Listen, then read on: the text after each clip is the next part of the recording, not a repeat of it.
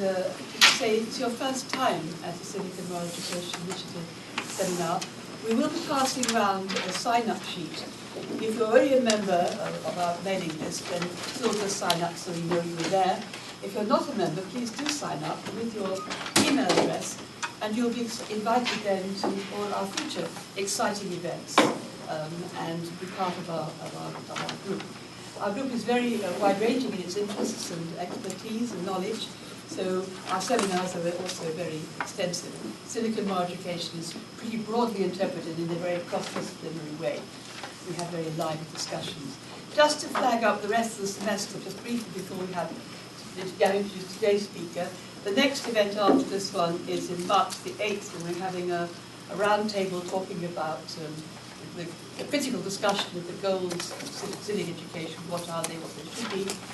Then we have another one in April the 7th, when Rob Wright from Stanford is going to talk about his work.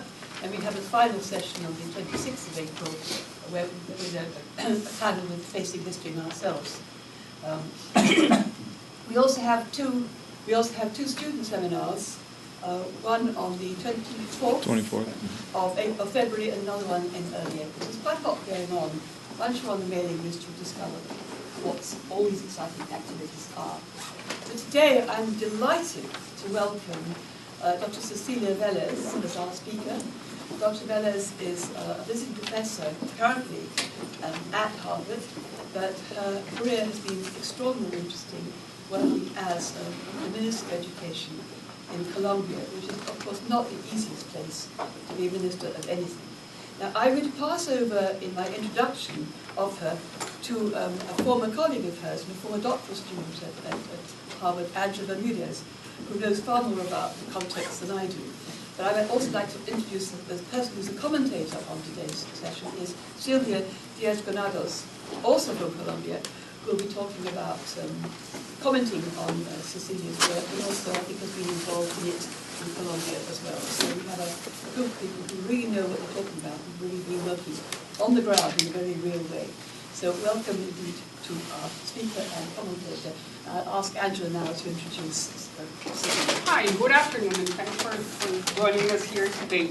I'll be very, very brief. I just want to say that Cecilia Maria is a visiting scholar here at Harvard now, where I'm sure she's keeping herself very, very busy. But I'm also sure this is coming as a very stimulating and very well-deserved rest after 8 years as a Minister of Education, which actually followed 4 years or 6 as a Secretary of Education in Bogota. And I would certainly say that her 12 years of public service were a privilege for the country and for the education sector in particular, where the leadership in ministries tends to be short-lived and very driven by political pressures and agendas. And Cecilia Maria, in contrast and to our pleasure, came to her work with a very well-formed expertise and technical perspective, and committed herself to a very sustained effort to improve the quality of education, the service, and the infrastructure. Among the many very important initiatives, one of the things that she developed was the effort to develop an evaluation system to assess the competencies and learning of students across domains, across the school life. And I had the pleasure of working with a team that started developing the assessment of civic competencies and sensibility when Cecilia Maria was the Secretary of Education in Bogota. So I just want to go back. I went back to review my emails, and I want just to finish this short introduction with a little story.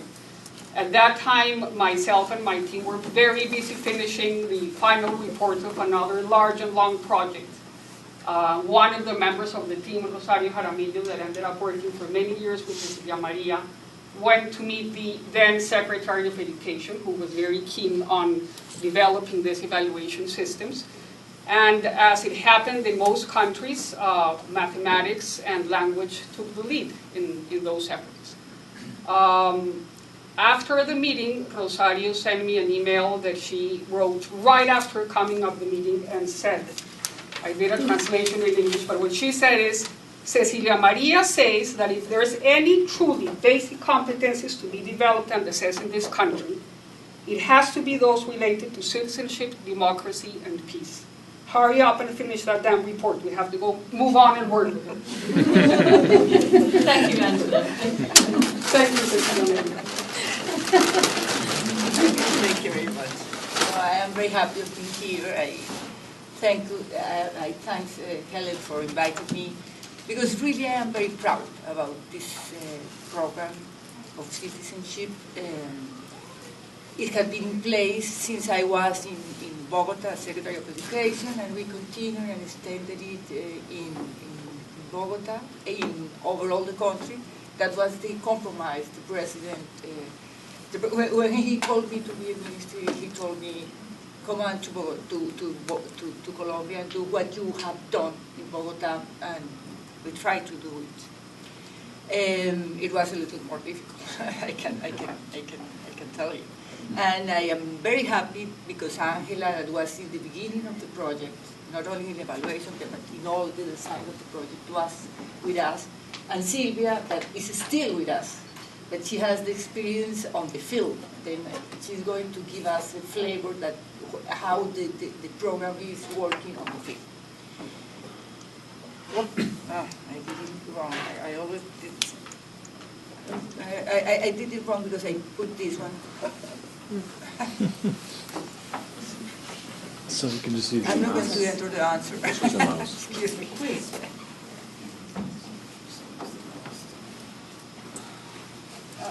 Okay, I will try not to do it again. Well, here is the outline that I have for this conversation. First, I am going to do I am going to give you some features of how it works, the Colombian educational system. Then we are going to speak about the quality policy, and it's very important to see that it is not an isolated program. It comes like the part of a big quality policy. And we are going then to focus on the citizen competencies program that we are going to speak about the standards, the evaluation, the projects that we are developing at the field, and a little about workshop materials, web page that accompany all the development of the project. Well, first of all, I have to say that the Colombian educational system is a decentralized one. It became decentralized. It was decentralized in 2093, more or less, was the law. And then the ministry can give guidelines, can accompany the Secretary of Education, but basically all the management of the basic education, key 12, I would say key 11, because we have 11 grades. Key 12 is on the hearts of the local authorities, and this makes it a little more difficult to put in place a policy, but I think we have worked.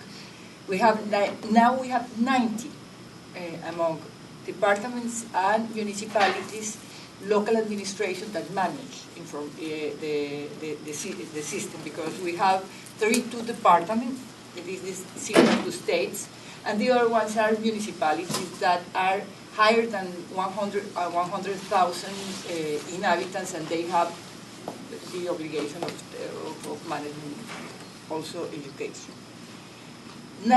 More or less 90% of the resources are national budget allocated.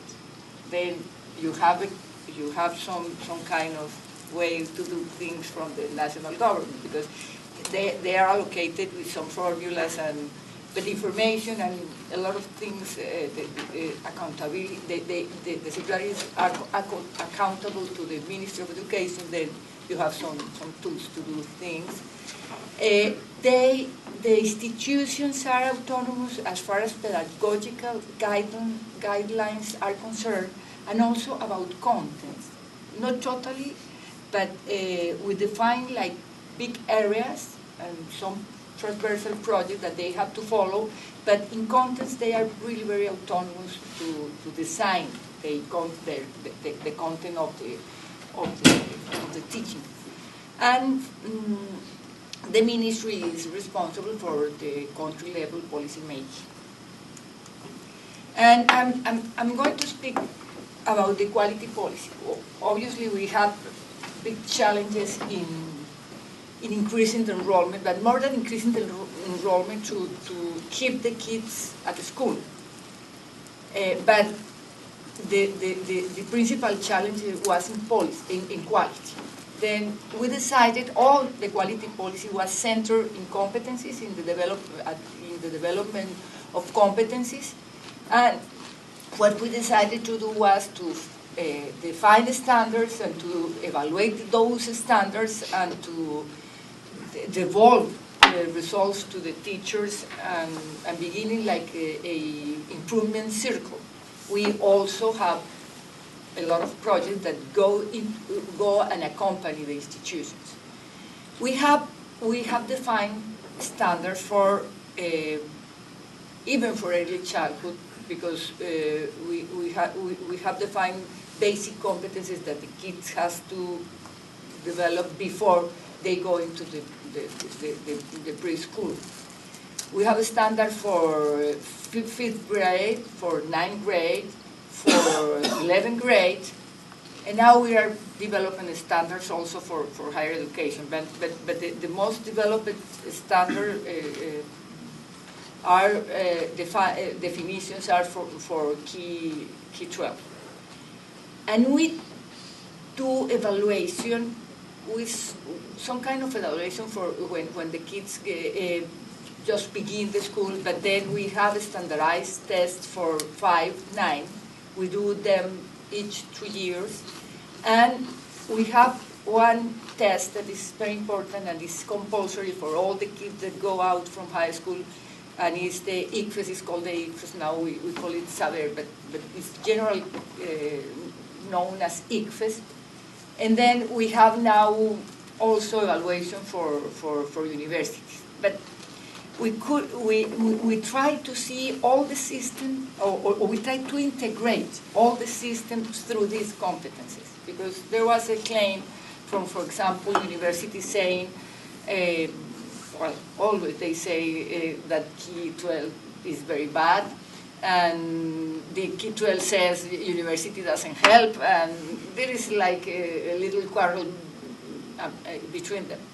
But when you ask them what is the problem, you don't know exactly what is the problem. Then speaking about competences is being a way of integrating the system and to unify the language of the system. We were not very creative defining basic competencies. There are defined mostly universal.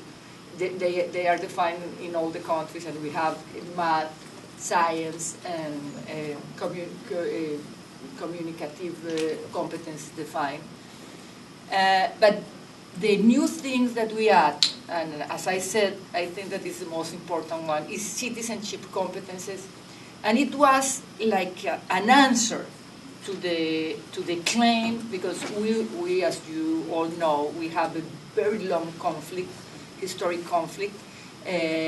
We faced it last decade really with the security policy, but we were sure that in the long term, the only way of really being able to overcome this situation is to have citizens that behave differently. Because even if and the government has done a big effort, and now almost all the territory is controlled over the control of the army, and not with illegal forces, and is more secure. It's much more secure, the country. But we know that it is not going to last if we don't change the way citizens behave. Then we define the citizenship competences. Maybe if you develop very well the basic competences, you are going to get a good citizen. but we have to focus in some kind of competences that are really, or we have to take into, or we have to focus to have different citizens, and we are going to speak a little more about that. Then there are like laboral competences and specific competences that are developed more when you are in high school or when you are in university. Then this is like the big picture where you can see how citizen competences for citizenship is here. We develop citizenship competences as we develop all the other competences. Here is the definition that we use. What is the definition of citizenship competences? There are a set of knowledge, attitudes, disposition and skills, and they are cognitive, emotional and communicative, that allow citizens to act constructively in a democratic society. And this is like the big definition. And then with that definition, this is what we have done to define the program and to push this definition into the ground. First, we have the national standards. We define the national standard of citizenship. We develop evaluations. We have a big experience, and sometimes good, sometimes not as good, but we have now a big experience on evaluation. We have some pilot programs, and we have a portfolio of programs. We're going to speak about that. And we have done a lot of workshops, conference material. We have a big web page where teachers and all the people that is interested in citizenship in the program can find information. And here is a chart that you can see the group of competences, how we define the groups or competences, and we have like type of competences. But they are, for example, we define some group of competences that is to getting along and living in peace. This is getting along is the traduction that we did of convivencia. It's not exactly the same meaning, I guess, but it's the only thing that it was the only word that we could find for saying that. The other is participation and democratic responsibility. The other is plurality, identity, and identify and value and respect for differences. This is the other group. But in each of those groups, we have some kind of competences. We have the cognitive, the emotional, and the communicative competences. We have knowledge, that is another big or another issue that you have to develop. People have to know about how to participate, for example. And we have some kind of integral competences to put all these things together when they are going to act. Then you have the groups, you define the groups, and you define the groups for levels. You define these three groups. You have what the kids have to reach at the third grade, at the fifth grade, at the ninth grade. And additionally, you can know a group of competence for getting along and living in peace, that is cognitive skills, or that there are emotional skills, or are communicative skills. And obviously, in all these charts, human rights are like the big. I don't know how to say. It's like it is human rights. The respect for human rights cross all these competences and cross all this work. And then we could pass for the groups of competences to see how it works. Getting along and living together in peace it refers to the ways in which members of the community get along and interact with each other. and we have here some examples, is to be aware of the way in which our action affects others. They act in way in which all members of the community receive benefits and use non-violent and constructive ways to solve conflicts. The definition of the standards have to be very clear because it's the first thing that can mobilize teachers. We think that given the teacher the standards, only to give them, to focus them on those standards, have to be a way to introduce changes on the class. You always have to accompany them. You always have to train them. But we wanted that the definition of the competence can show them how to what they have to reach. That's why it took a lot to the team to define these competences. Not always we were successful in defining something simple, not easy, but with these examples and with I think that we have a good picture of what we wanted to develop in the kids. We have here the second group, participation and democratic responsibility. And then this is the way with the children and young people learn how to generate social transformations and be involved in the decision-making processes that affect communities.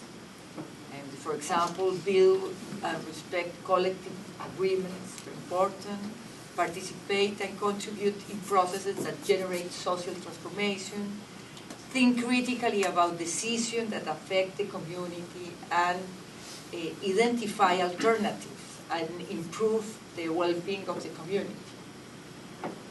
As we pass through, maybe you can recognize that there are some skills that are cognitive, or there are some skills that are communicative skills, or there are some things that are knowledge. You have, for example, for participation and democratic responsibility, you have to give them all the information about how they can participate, or how the government works, and how they can build this kind of participation. And obviously, in each level, you always have different levels of participation that they can develop. Here is the third group of competences. We speak about plurality, identity, and value and respect for differences. And this is the way in which the students who are members of a multi-ethnic and multicultural country need to value and respect the characteristic of all members of the community. This is really very, very important for us, because mainly in all this conflict, what you can see is that people doesn't respect the thinking or the behavior of other groups of the population, and they get involved in this kind of conflict. We need, for example, the examples here are to recognize and value individual and group characteristics that make people unique. This has been very important, for example, in the case of the indigenous people. We have like 1 million of indigenous people, and we have like 60 groups to respect these differences. And it has been very important in all these projects. And for example, the gender issue is very important here. And we are going to speak about the project of sexual education that will link a lot with this kind of development of citizenship competences, because to respect the other, to recognize the difference between genders is very important. And this is a way of develop these competences for the children, or on the children. The second is respect and value people who are different. The third is promote everybody's participation, and the fourth, take and stand against exclusion. And here is something that has to be with the characteristic of these competences. We have the cognitive, so it's the capacity to use mental processes to for example, and to judge with perspective, to be like to stand ahead of the things that we think and in the problem and to look for ways to solve problems peacefully and to think critically, to have different points of view, but respectfully, emotionally, the empathy, the way you can face the others, you can respect the others, managing the anger, for example, is very, to identify when you are angry and how you manage your anger is very important in this kind of competencies. The communicative competences is very important to hear listening with attention others and without prevention, and all the things that have to do with communication, because sometimes all the conflicts come from not listening to the other and not being capable of even change their own thing.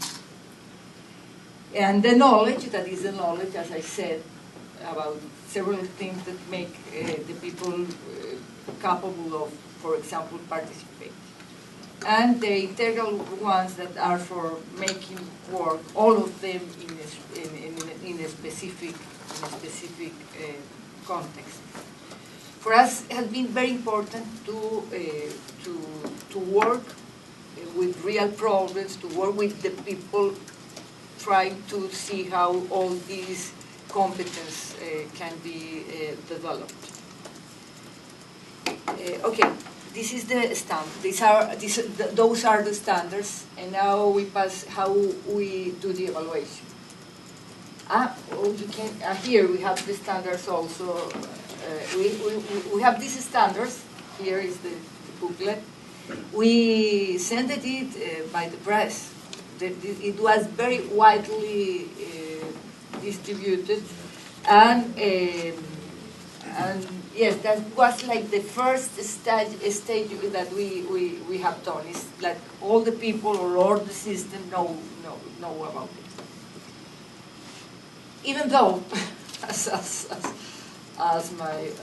the president said, when you are tired of repeating, people begin to listen. You go and you give the damn information, and sometimes you go in any place and say, what? What's that?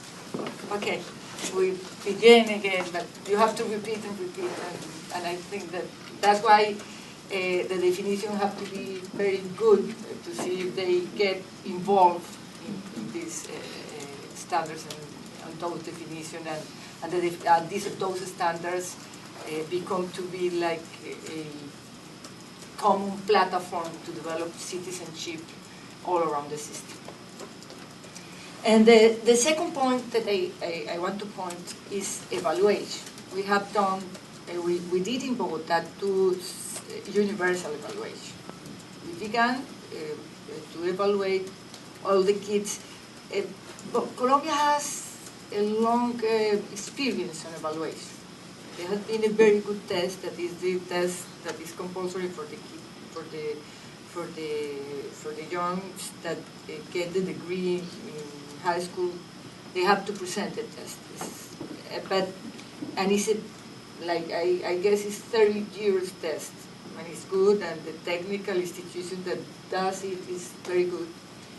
But we didn't do tests at the intermediate level, for example, 5th grade or 9th grade. And we began in Bogotá to do that. We only did that evaluation before 2000, only like a sample, but not like a universal. And as we think evaluation is a way to move teachers, because you give them the evaluation, the results, and they can begin like an improvement process to improve their performance. We thought that it was a good idea to do universal evaluation in 5th grade and in 9th grade. No, even in Bogotá was 3rd, 5, 9, 7, and 9. We do for later at the national level, we only do 5 and 9. And we introduce, additionally, to evaluate math or to evaluate science or to evaluate the communication skills, we evaluated citizenship. We did 2, and always the evaluation was, I tried them to do an evaluation that was not very long, that was comparable, but each time they come up with more things. I say, why don't you do more little evaluation, shorter evaluation, and to see if we can compare. And each time they bring more things, but because I think the differences was that they wanted the evaluation to be a tool of improving the competences. And if we as managers wanted an evaluation that we can compare, we can say, well, we can classify it in some way.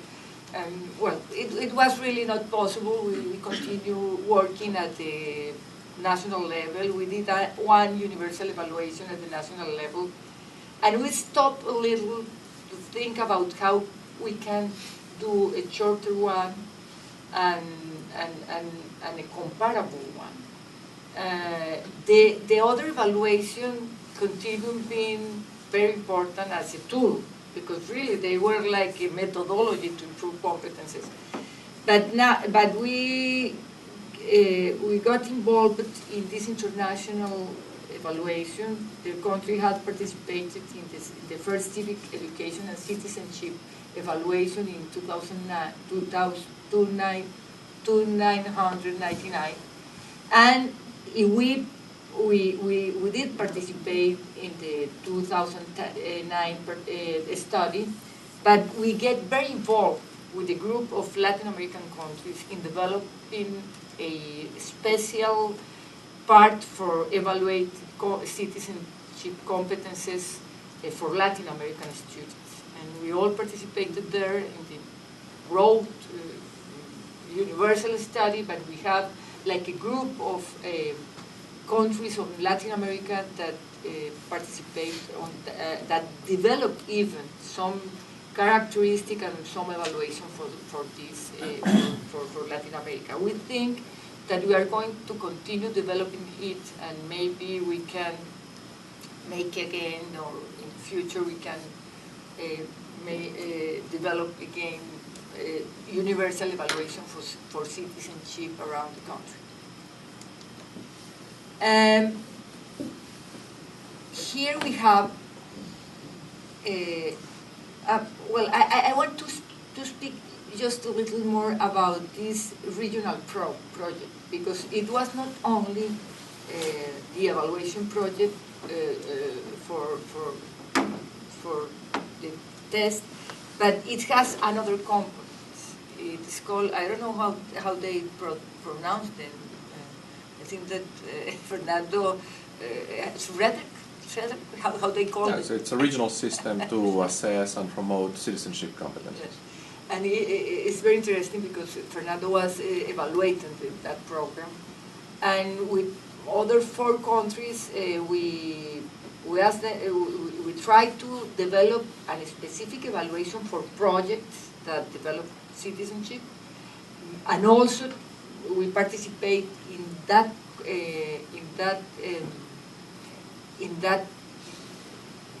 like international study, but additionally, we also have some studies, for example, comparing how curriculums treats the citizenship in all these Latin American countries. And there is, I put there the web page because there is a lot of interesting information about citizenship competences in that web page. The third part of all the program were the projects. How we push institutions to improve or to develop these citizenship competences. And as I said, we have a portfolio. In that portfolio we have 48 programs that are developed by ONGs or by universities, by the semi-schools or by local administration. There are not exactly, from the national government, we are not involved on them, but we have like an evaluation, we have the characteristic of that program, and it has been very important because it's a way that all these programs can have conversations. And there are different, and they are very interesting. In the analysis of the portfolio, we define, well, this project affect or is better to develop this kind of competences, and well, the evaluation that the international team is developing is related with this kind of evaluation of project on the ground. Then we have some projects in violent context, because, for example, when the army pushes the violent groups from some regions, we went with other sectors, for if I can say something, to attend this population, because it's been some municipalities that have suffered the conflict really very strongly, and then we went with some kind of we want to accompany the institutions, the local the schools to introduce these citizenship competencies. And here I have Silvia with Juegos de Paz. She has been very in a region that have been under conflict, that they are not now, but they have been, and Juegos de Paz has been very important for improve the citizen competences in those institutions.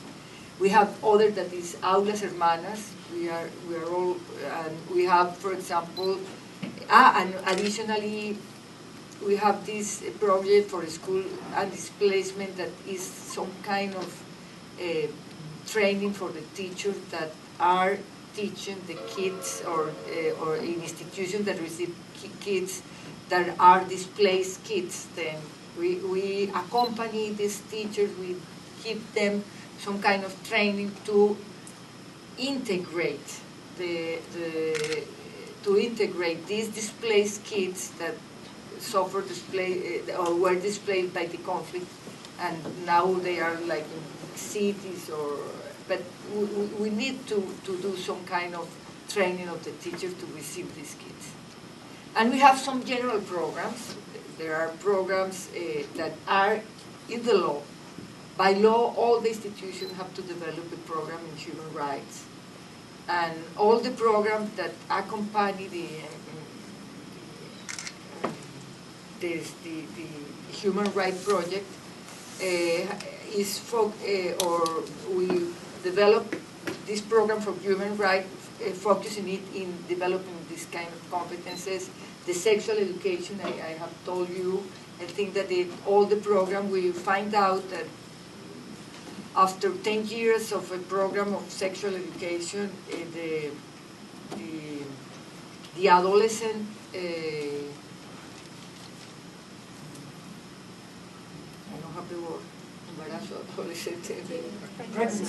pregnancy for adolescents is growing, and all these kids that have all the information needs another kind of approach of the sexual education, and the approach of enhancing citizenship has been the one that we put in place to face that problem.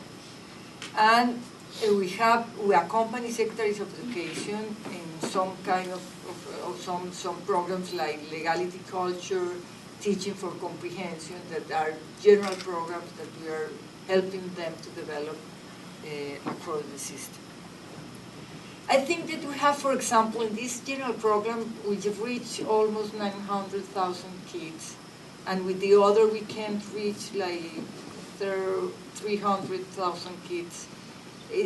This is not enough because we have a system of 10 million kids, but additionally to this, all the institutions are working in the standards and in improving the way they are doing to get those standards.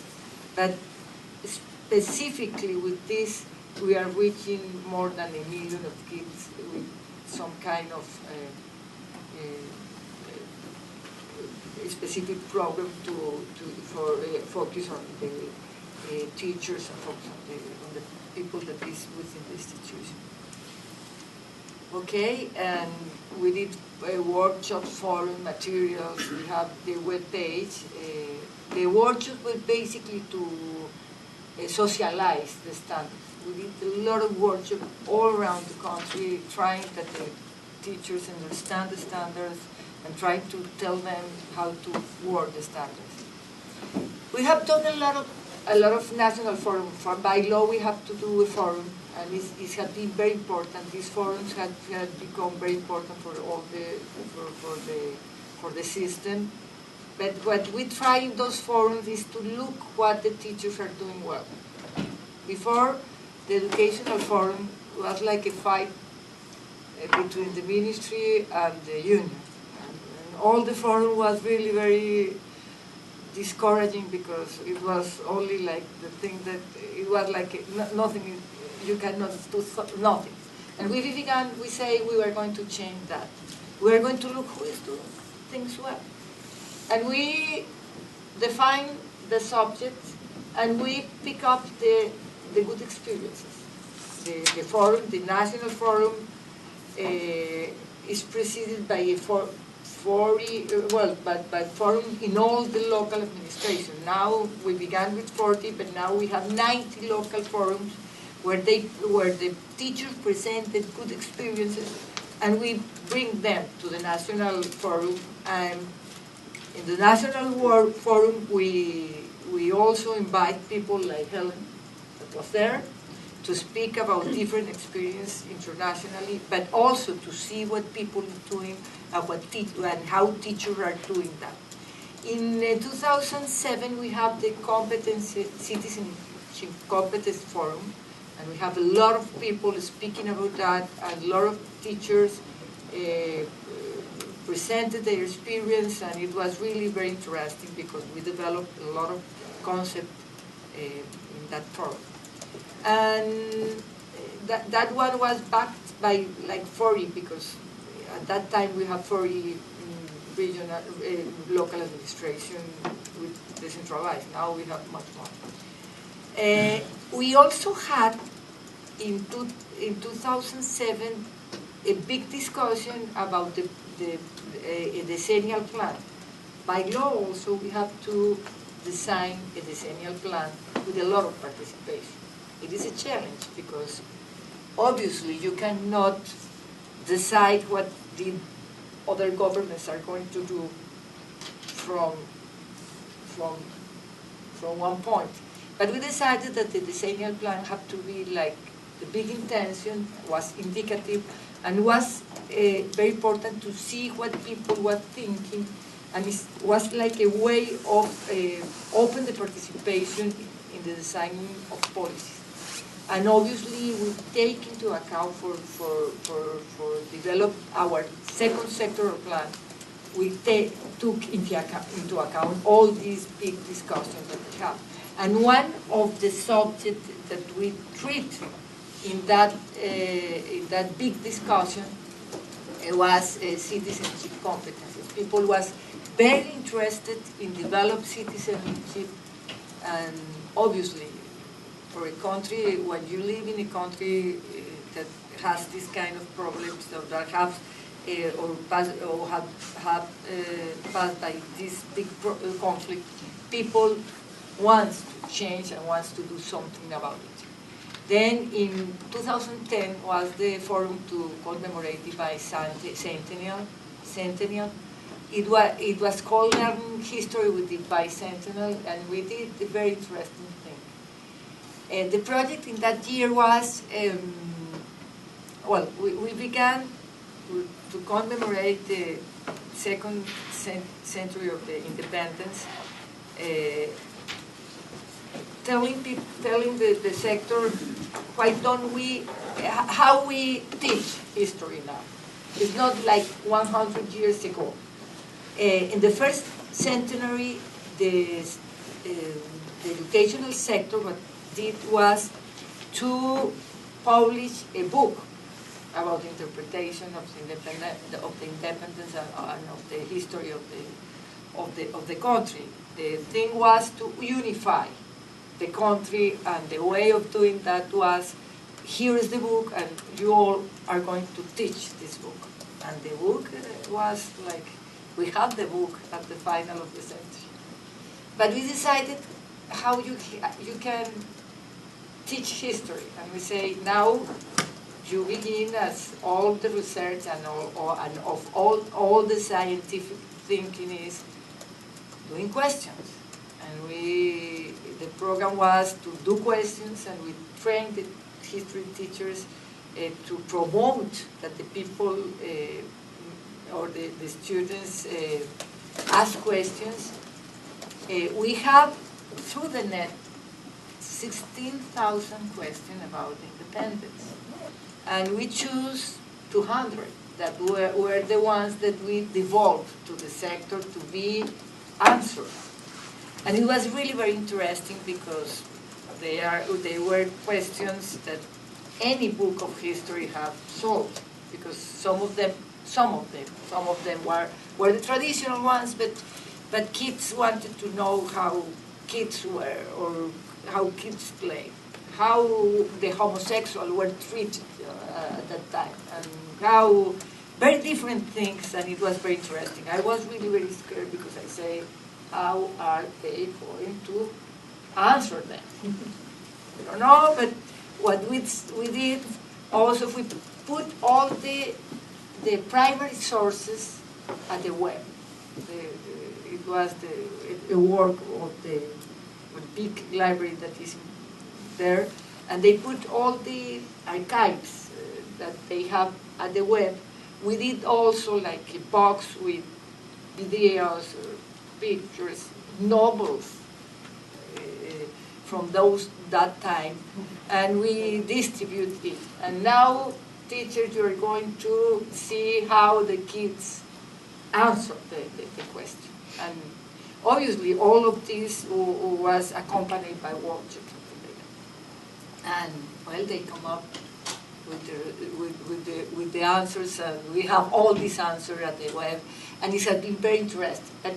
But what I speak about that, but because I think it's part of this development of competences, the new way of seeing the history, the new way of people reach this kind of knowledge about the identity of the country is part of how you can develop citizenship competences.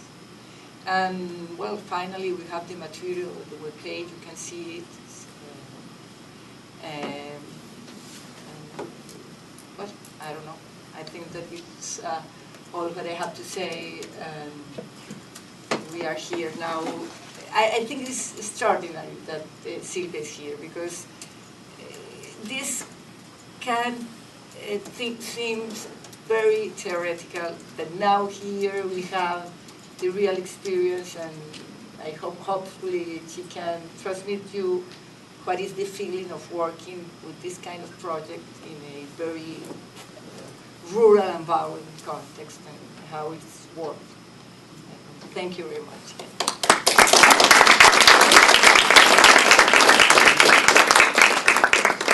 Sylvia is a second-year doctoral student here, and before that she worked with Cecilia, as you understand, in Sicily. Sylvia will tell us all about what it's really like on the ground. Thank you so much, Cecilia Maria.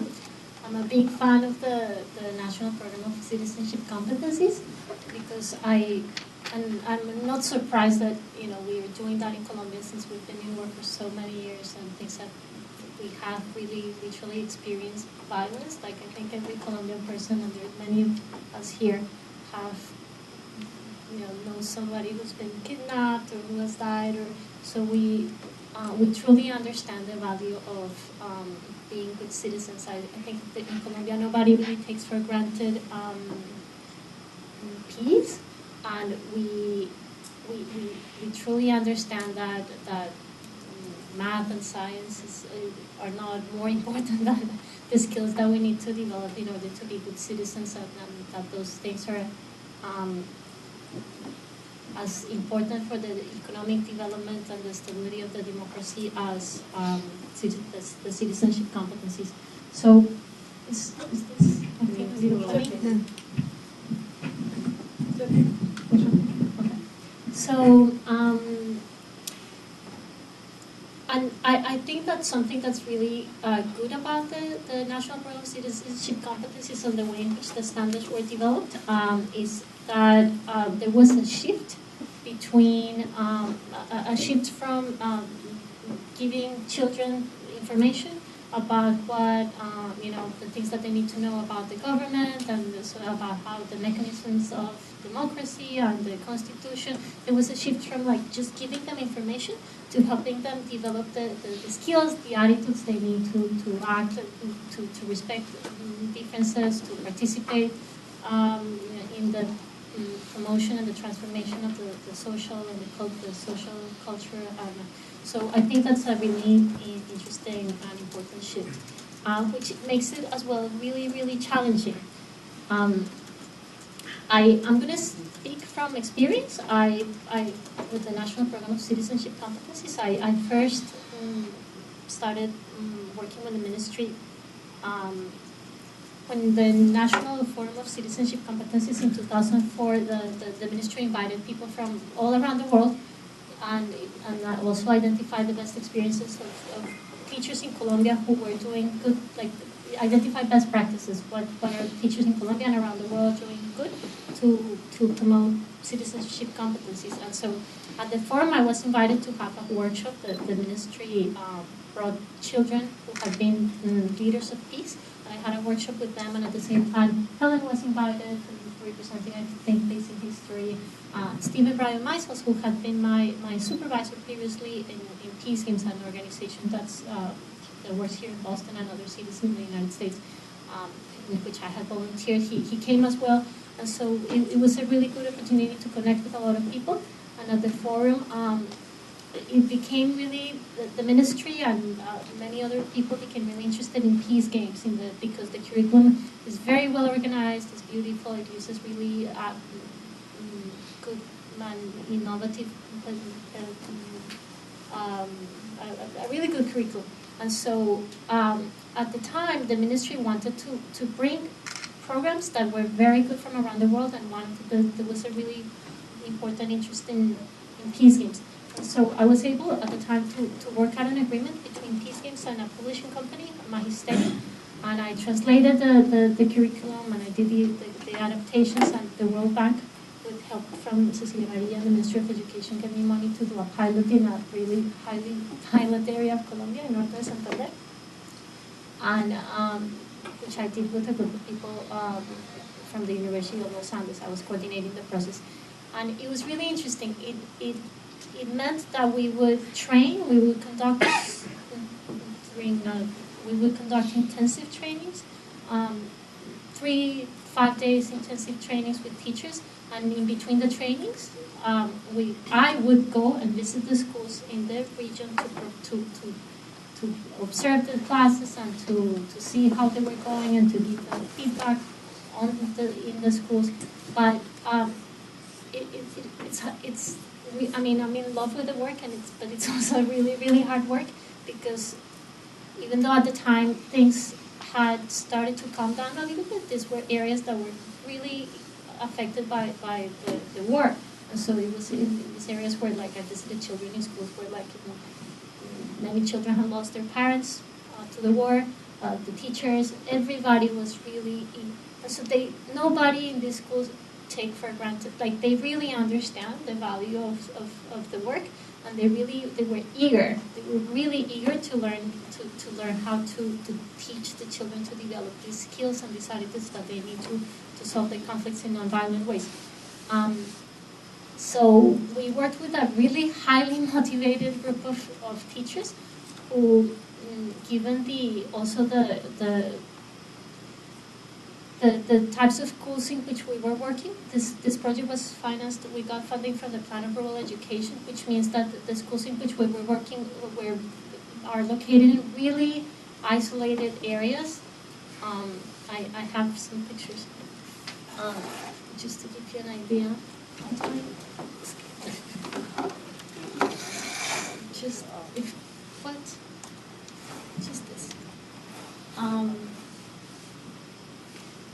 And that makes the work really good, because these are schools in which they rarely get, the teachers there rarely get trainings, and they really need them, and they are also just like children who are at risk. But so, for example, this is a school. This is what's called an escuela nueva. An escuela nueva, which are schools that are located usually in rural areas, where the people who live around are very few. As you can see, there's no roads, there's nothing. Usually children take 2-3 hours just walking to school. And for somebody like me to get to these areas, I would have to take a boat, I would have to work for hours, I would have to ride a horse to be able to visit a school in which usually there's only this amount of children. So these projects are very, very expensive, because it means that in Peace Game so far we've trained maybe 200 teachers who we are teaching weekly lessons to around 5,000 children, which sounds like that sounds like a little number, 5,000. But I'm really, really proud of this work, because it means that these children, who are usually the type of children who the guerrillas and the paramilitaries are trying to recruit, are actually learning to develop skills that maybe are not enough, but without which they would probably just join the illegal groups.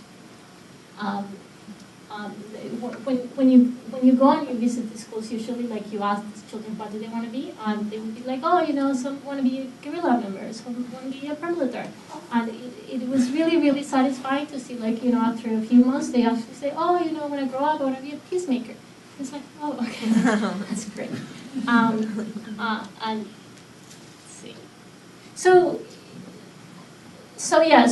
we've been working in areas that are highly violent. And I think the work is very challenging, because, as you can see by the number of children that are in each school, this is a whole school, and how isolated the schools are. It's really hard, and it takes a lot of time, and it takes a lot of effort to go to those schools and to give the teachers the type of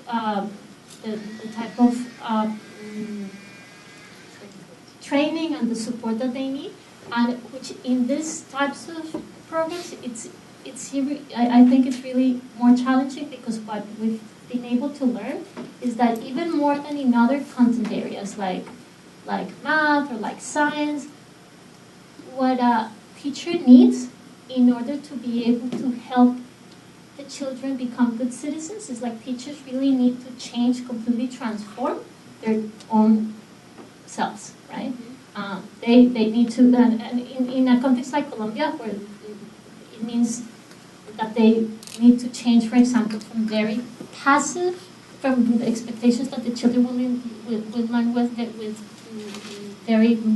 passive to passive learning, to very active learning, and where they're going to start using maybe a lot of discussion and debate and critical thinking skills, and that sometimes is very scary for them. Because, as many of them have said, it's like, well, I think this is really important, and I believe in the type of pedagogical skills and the activities that we need to use, but it's scary because it means that if I'm going to teach my children to question issues and to question society, maybe they're going to start to question me, and that's really scary for them.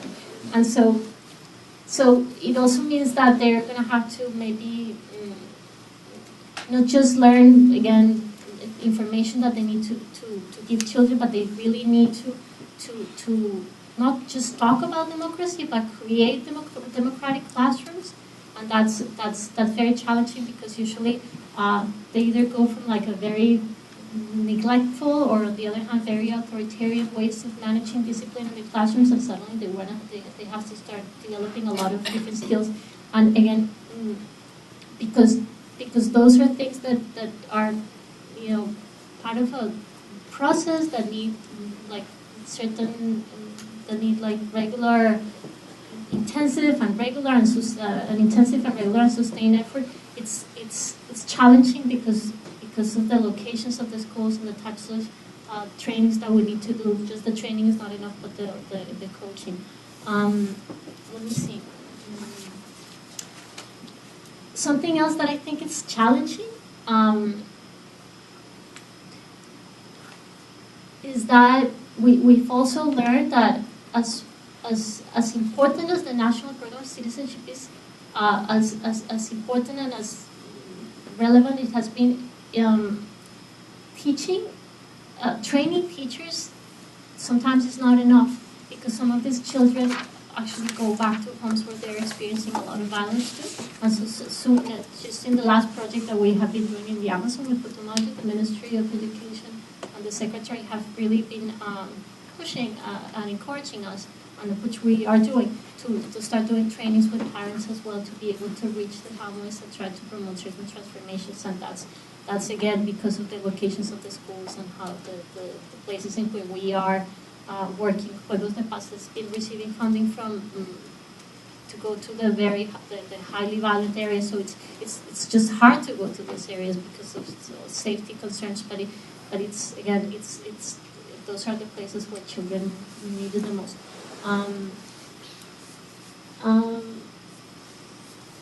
Yeah, so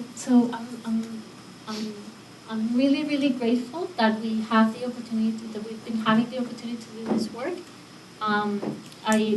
There are lots of things that we need to continue working and to continue improving. I think, for example, there is a little bit of a gap between the expectations that sometimes policymakers have when they create a program like the national program, and what we, the people, the practitioners and the researchers have to face when we are in the process of implementing some of these programs. There really is a big gap, because at the ministry, they want to see results. They want to see them soon.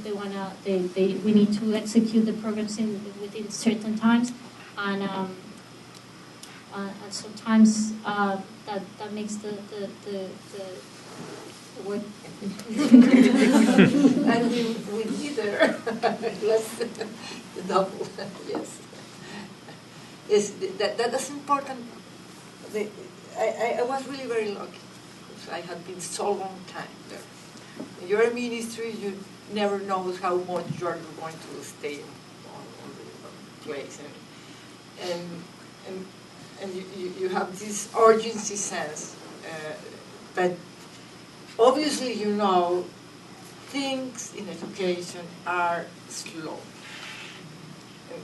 and that's a problem. For example, to see results in quality. I am very happy because we showed a little improvement in PISA. In 3 years, we showed it. I was so happy, but obviously all the country was, but we are very bad, we are in the last places, and we are, but we have improved a little. And I know how difficult it is to improve a little, to improve the average, because we have so a different kind of people within the system.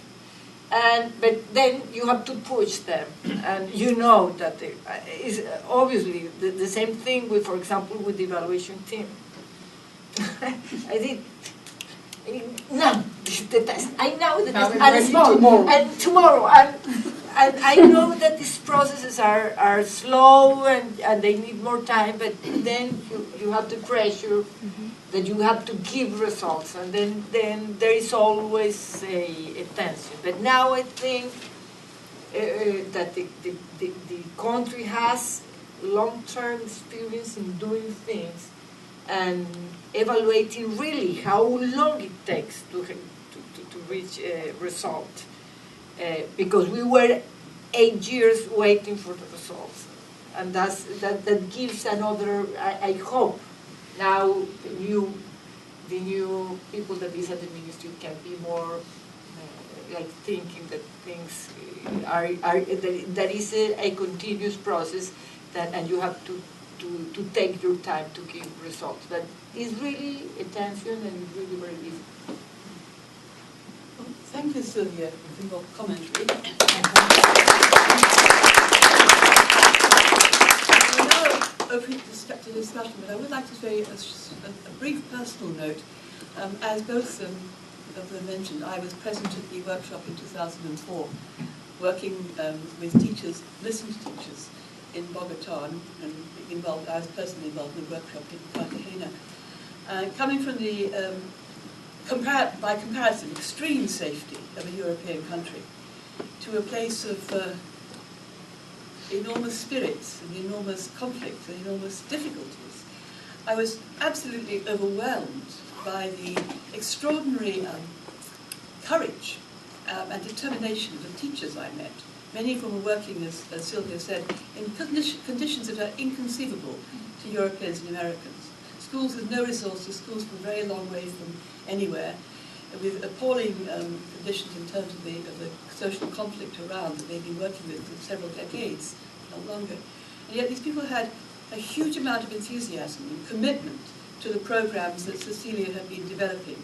They were implementing them in the schools in very hands-on ways, and although, as Sylvia said, they were often quite threatened by the fact that their traditional, more authoritarian way of teaching was being undermined or challenged by this, the enthusiasm and the willingness to take on the new way of thinking and working, and alongside that, the way that the actual program itself makes children involved in in many ways, a deeper level than I have seen in European schools. Children are required to confront their own issues around conflict and management of it in a way that we don't do in quite the same way, at least in European schools. So I would say it's one of the most powerful educational experiences for me to be able to participate in that program that Cecilia organized in 2004, and I'm extraordinarily grateful to have had the opportunity to do so. So now let's have after this very delightful and challenging and very uplifting presentation from Cecilia and Sylvia. Fernando. So thanks for a great presentation, and especially thanks for doing all this work. It's very inspiring. I have a question about the use of evaluation as a strategy of educational improvement in the area of civic education in particular. And let me explain my question. In the United States, we have been thinking about evaluation as a tool of improvement over the last 15, 20 years. As a result of importing to the education sector ideas from the business sector about how do you monitor performance and get better when you're doing business as usual, not as a way to measure innovation, but as a way to measure the production of cars, the productions of beers, and so on.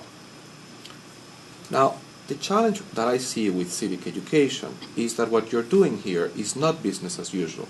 You are trying to change a pedagogical culture. As you said, it takes a long time. We don't know very well how to do it. The business of innovation is a business of invention, of design, is a business about not doing business as usual. Now, the risk when you use evaluation is that you may find that even after 10 years, things have not improved a lot. And then what do? Do you stop evaluating? Do you stop doing civic education? Or do you say, I did not expect things to improve very much because I know that we're trying to find a way to change a pedagogical culture. In fact, the approaches that you have described, which strike me as very sensible, are the approaches to try different things, not one thing, not one mode, because you recognize that we don't know what's going to work in all the schools, and perhaps it's going to be different things that are going to work in different contexts. But that theory of change is not aligned with the notion of measuring civic competency in the same way for all the kids in all the schools. So take in contrast Brazil, for example, who is a country that decided not to participate in the regional study of civic competency, not because they didn't care about it, but because for two reasons. One, because they were afraid of doing poorly, but also because they thought, we're not sure that evaluation is going to help us, given where we are. So now that you have done all these things, if you had to start all over again, given what you know, would you give the same emphasis to evaluation? Would you think differently about evaluation? Would you not evaluate at the beginning? Well, I have the expert here, and then I will have the opportunity to Angela to say something about evaluation. I was the one that was pushing evaluation, and I think that I would continue doing that. We don't have this instrument, and we don't yet have the instrument, I guess. But I think that is very important, even if you don't improve, trying to see what kids are doing. I think that for teachers, the general concept is like far from them. But when you say, well, in your school, your kids, when you try them to, for example, to solve this dilemma, they say that. Dilemmas may be, there was another of the program, dilemmas, the working dilemmas. Your kids, what your kids said, your children said about this, what that. And then they say, well, I have to work on that. And I see the results are really good, like a tool for improving. But it's really very, very challenging. I don't think we have a good, I don't know. They say the last one is very good, I guess, for comparing internationally, but I don't know much how it's going to work in the national context. But I think Angela has more experience than me in that field, and she knows how we we fight about evaluation. I think I would say that you certainly need to use evaluation. I think it's more a matter of what kind of evaluation, how the evaluation is designed and developed, and who participates, and what is evaluated. And I think it's also for those of us who've been here going through all the discourse of evaluation and accountability, for example, here in the US, the contrast in the approach between what we see here and how the process was developed in Colombia is very striking, and I think there's a lot to learn from that difference. So just to point some quick things that I think matter, and I can't fully answer the question, what if then the evaluation shows there's no improvement? Partly because we don't know yet. And probably it won't show that big improvement, because we know from practice how difficult it is to mobilize those changes, and then in terms of designing evaluation instruments to capture those changes. So there are a lot of pedagogical and technical challenges to doing that. But I think what is very distinctive, and I think most of these things we owe to Cecilia Maria and her approach to the process, is one, that the evaluation system is not a high-stakes evaluation in terms of students and schools, meaning the students and the schools are not penalized for not doing well. It's really more thought as a feedback system for the ministry, for the schools, for the teachers to understand what's working, what's not working, and where to invest resources and effort in improving. So all the mention, for example, to the idea of the forums as being places to disseminate good practices, pairing schools that are doing well with schools that are not doing well, putting all the effort into sending and piloting programs in very remote areas with 4 or 5 students, are all signs of that effort to use evaluation more as a feedback system than as an accountability system that blames the victim in a way. The other thing... I would like that to be as accountability system. No. I'm not saying it's not an accountability system, but it's a different sense of accountability. Yes. And it's an accountability system that is providing also the support so that you can perform and be accountable. In a way that I don't think quite works here. But the other piece that I think is very important is what is being evaluated, because Colombia has a very decentralized system, as many countries do today. But if you look at the way the competencies, the group of competencies, the type of competencies, and the indicators of those competencies are defined, they're very general. They're not specifying the particular knowledge that students need to know. It's more bigger directions that give the schools the possibility to do that variety of things, so that the evaluation is not narrowing down what is taught in schools. It's giving a general direction. And that notion of basic definitions and basic standards, as opposed to very detailed definition of contents, I think makes a huge difference in terms of how the evaluation system can support or not that kind of learning. And I mean, there are more things, but... So there has been an issue though with the saber test, and it keeps changing. I actually have here some results that I always thought they were This one, So here, for example, are the results of the saber test in 2003, which I've always, I think it's amazing, because students either have very low levels of performance or very high, but there's nothing in the medium. It's like what sometimes Miriam Levinson calls the civic achievement gap. It's very clear. And when the test was done in 2005 again, it was not possible to measure progress and to see if maybe now there's something here, if there has been... They changed the test. Because they changed it. And so, changed the test.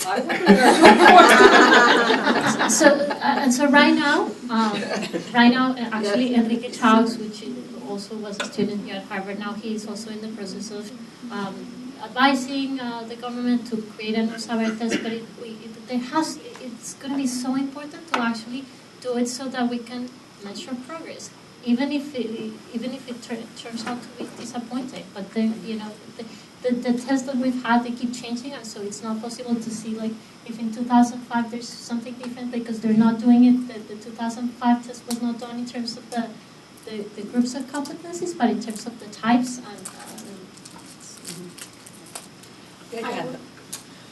can you maybe say a little bit about the financial sustainability of this particular program and the model?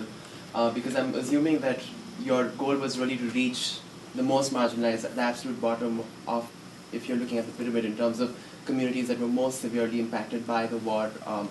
And so just reaching those communities is often the most expensive in some way as well. So how did you manage to sustain this program financially, and what is the goal moving from here onwards to further scale it, and what can countries do?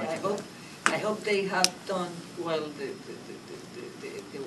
work, and we have transformed those teachers. And the sustainability of the program is if the teachers change, if you and it takes time, I know, but if the teachers change, the program is sustainable, because then you connect them, you give them information, and they can understand and they can develop the program. That's the long-term sustainability of the program. But for a start, for example, it has been very interesting to approach with the compulsory areas, with these groups of projects like sexual education, human rights, and things like that. They are compulsory, and the school have to do something about it.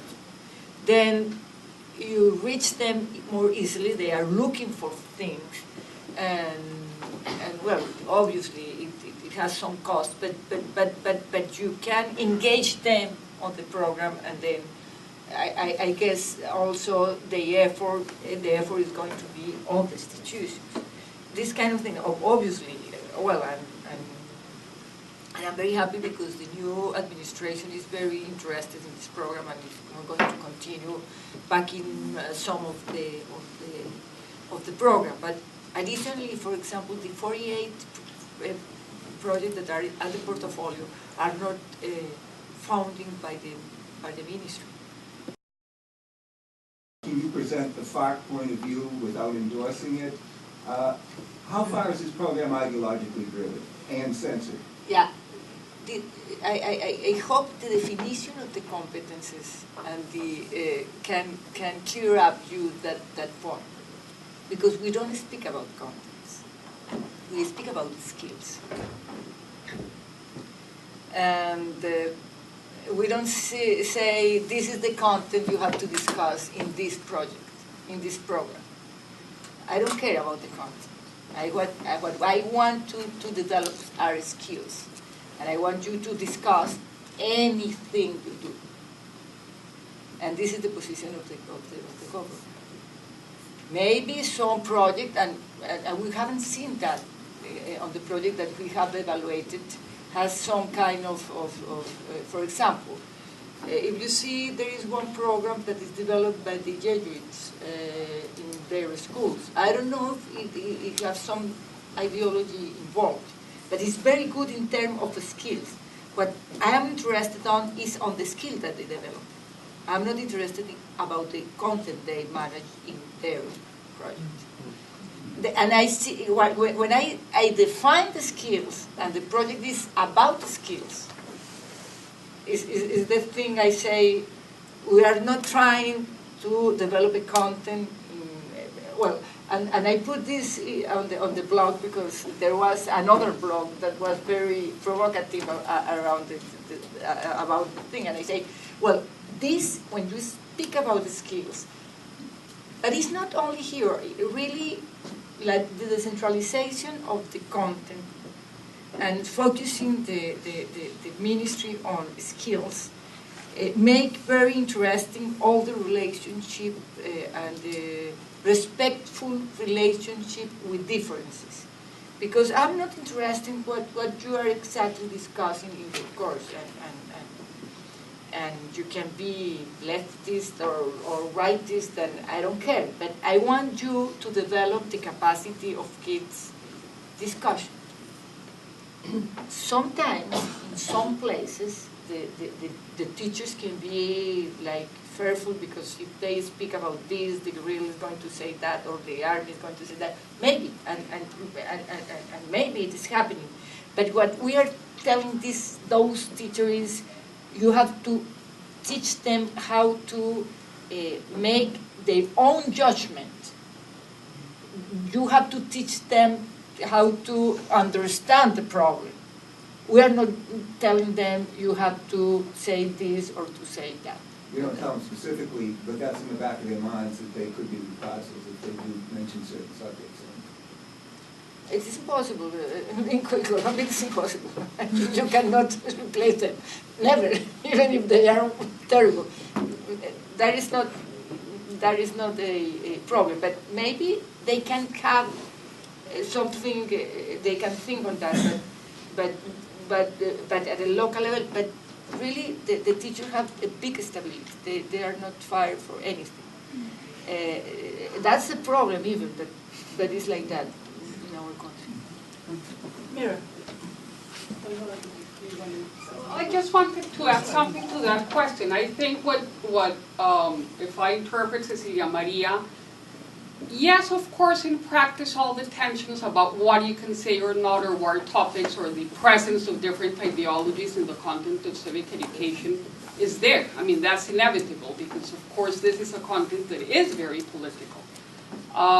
So it's not to say that everything is sweet and smooth in practice, but I think what matters from the perspective of a ministry policy was to, by definition, emphasize what we as a ministry define as goals and expectations is around skills, general attitudes, and general bodies of knowledge that students need to have.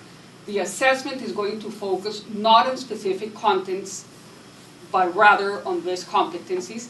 but then also not declare or impose one particular program or curriculum, but rather open a portfolio of programs offered by existing organizations, NGOs of very different tendencies and backgrounds, religious groups, non-religious groups, which ensures that in the portfolio of programs supported or fostered or by the ministry, there's already a range of very different ideological positions, and the users could eventually choose what they are more interested in. So I do think that's a very different and innovative approach to managing the content of a civic education program. So my question sort of directly follows up from that. It's, sort of two-part. One is knowledge, obviously, is a content-driven thing, right? And so there is a question. I mean, I was wondering myself, all right, well, what constitutes knowledge? You know, say knowledge of land use, or knowledge of trade unions, or not, or knowledge of you know, sources of conflicts or causes of conflicts. So where do you place the boundaries of knowledge, and how does that get defined? And then second of all, when you were first talking about the skills, and I saw cognitive and emotional communicative, I wrote that on my sheet, well, what about skills of action? And I thought, oh, well, maybe these are integral. And so when I looked at the participation and democratic responsibility description, I thought, oh, yes, so you have the way that children and young people learn how to generate social transformation. And that was clearly a skill of action. It was also amazing to see, sort of from an American perspective, you know, trying to imagine a U.S. curriculum that said explicitly that they were trying to empower youth to generate social transformation. It's a very hard thing to imagine, right? And so I was, you know, sounds quite radical from a U.S. perspective. And so that, I think, so I was trying to figure out, okay, so where does the skill of action fit? And then how do you help kids define and make sense of what an appropriate scope of action is? I mean, are you talking really about social transformation sort of writ large, writ small, and you know, what kind of knowledge and actions do they need to have and be able to take? Is it about collective action? Is it about unionizing? Is it about you know, creating coalitions against terror groups? What does it mean? So I'm incredibly sympathetic to, I told my class, you have to come to this because this is so exciting. You know, it's sort of one of the most internationally exciting things that is going on right now. And I love the pluralism of the portfolio, but I'm also still trying to get a sense, exactly as the other questioner had, of where, how one defines, and especially how the state can define sort of the boundaries of action. We don't define it. Why not you to define it? They define it on the school. And for example, if you have a school like hers, what can you tell them that is social transformation? They have to think what is social transformation for them. And it's very different from any school in the south of Bogota. And that's why I say they have to define that. What we say is you push them to make social transformation, because if they are very poor, if they are they have to think how to, for example, overcome that situation. And they can decide whatever they want. But you give them knowledge. We have a broad definition of knowledge, because we think they have to know how our state functions, how are these spaces that they have to participate, and they have, or not, or maybe they are against that kind of participation. I don't know, but they have to have that knowledge even to fight the state. That is the kind of knowledge that we are giving them. And it's very broad, the definition. But at the school, they can decide what content they give. If they say, of course you have unionized teachers, I know how unionized are they. And if they decide to tell the kids that they have to be in the union, I think that the worst union in the world, but I don't care. If they believe in that, they can say that to the kids. But if we are pushing them to develop skills in thinking. If you develop that kind of skills, they are going to be critical even with the union. They are going to be critical with the government, but they are going also to be critical with the union if you do well the task. But obviously, it's very open, and it depends much on how teachers can understand all of this. But we don't go into the very detailed definition. You go and you can do. Maybe they have they themselves can be like. Because, for example, some teachers that go to those places where the conflict was being very strong, and some of them were labeled like guerrilla or labeled like paramilitarist. For them, it's very difficult. But what we are telling them, you have here like a tool. Maybe you cannot. You may use more than you can use this tool to improve the performance of the kids in terms of social participation, and you see. You have to see what to say, because obviously the problem or the danger is there, and he knows what is the danger of saying this or saying that. We cannot get them out of the conflict. They have to work within the conflict, but we are not giving them the content. The content, they define the content. The only content that actually is included in the standards, like human rights. So those are that's the content that they really need to learn. Different than that, the schools decide in the way in which, for example, Juegos de Paz, the program I'm implementing, works is like during the first semester, we work through games and children's books and art projects and different things like that to help them learn certain things about, and depending on their level of development, about relationships, friendships, issues of gender, exclusion, inclusion, social justice, all sorts of things. And in the second semester, the children themselves, they identify a problem in the community. They come up with ideas of how to solve it, and they execute that plan just with the help of the teacher. But the teacher, and it's very challenging actually. That's part of the one of the things that we struggle a lot, so that the teachers actually really don't tell them what to do and give them voice and allow them to do whatever they want, because that way they learn very early on. We work, our program starts in kindergarten, but they can really make a difference in the community. They don't need to wait until they're adults to do that.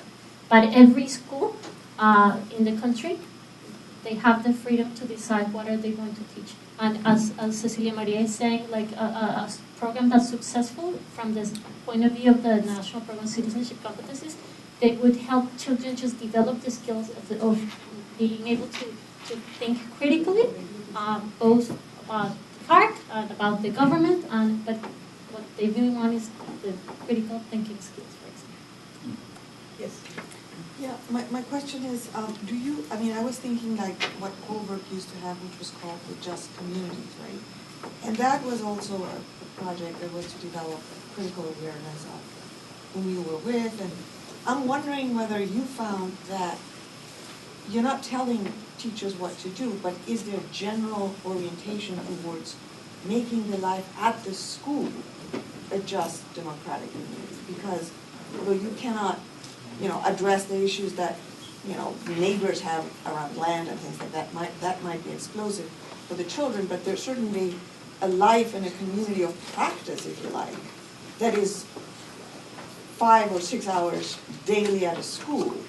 And it's that participation in fair practices, that performances, if you like, that, will lead to some kind of competence that you somehow can measure.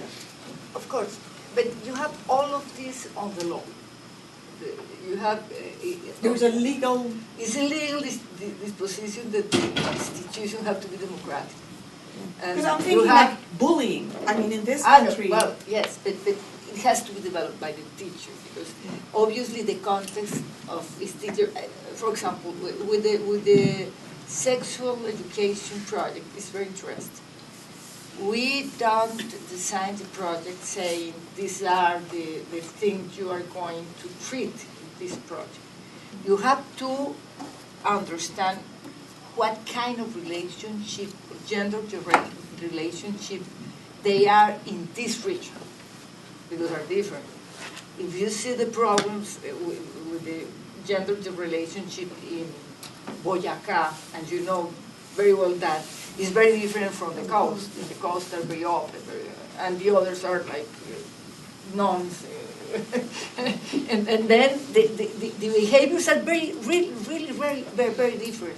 Then the things that you have to face with this project are different depending on the region and depending on the school. You have some very peaceful school and you have a very contentious school.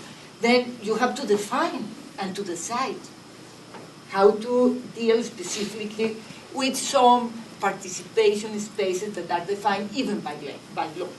But I think, well, not always we get the results, but with these projects, all of them try that the democratic spaces that are defined by law are enacted on school.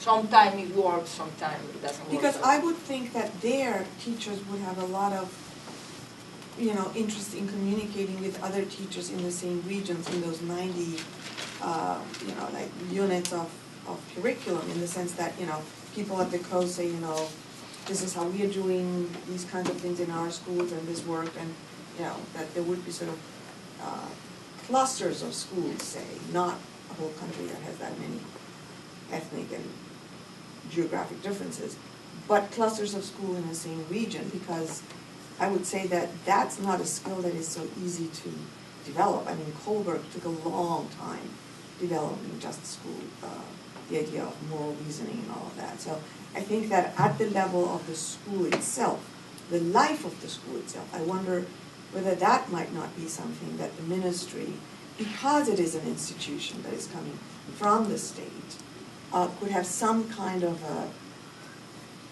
more explicit program. Because I just think that competence is just coming like from teaching for understanding, where you come from too, which is performances. You feel like, okay, so where are the performances, right? Where is the practice? And I understand the sort of tension with not wanting to be explicit about ideological content, but at the same time you have an institution called schools, and you have a life at the school, and that's almost the minimum micro-political place where that practice could be. I think that all the projects touch that, because if you are speaking about competences, you cannot have. And you are speaking about democracy. You cannot speak about democracy if you are not doing democracy. Maybe they understand very rarely democracy, and maybe they are very authoritarian, and they have some. Even they try to, or they pose like democratic. It could be, but there is on the law the disposition that they have to do that, and all these programs have to do with democratic values in the school. For example, in third grade, the standards speak about how the kids participate only within the school. Yes, you have to see all the document, and they say how the kids participate in the life of the school, and it's very clear that in the first stage they only can participate and do democratic or participate in democracy through the democracy at the school. But I think we have to say that, unfortunately, we're out of time, but please continue to discuss informally, for those of you who stay, if you can stay a little longer. But I think we have to close the session formally, but anybody else who wants to continue to talk with Cecilia or Angela or Sylvia, please feel free to stay. Thank you so much to you.